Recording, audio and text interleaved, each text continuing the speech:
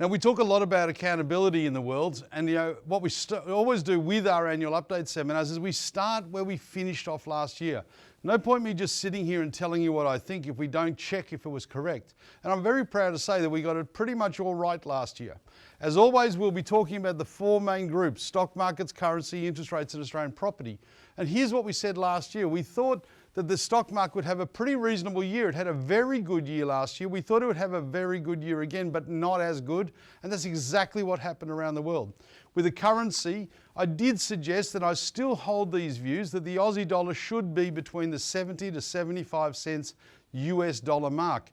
And I do think that it should still be there. However, it didn't quite get back to 70 cents.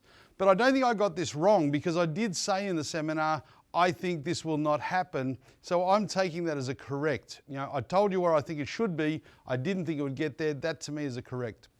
And in regards to interest rates, we expected 2 cuts of 0.25, and the RBA actually did 3 cuts. So I'm taking that one because it's close, and also whenever I get it right on the wrong on the right side, I think that's a win. So I'll take that. And then property, we suggested that Melbourne would start coming back into positive. Perth, Brisbane, Adelaide would lead the way, and Sydney would have a reasonable year, and that's exactly what happened across Australia. And I'll show you the numbers of that to confirm that later on.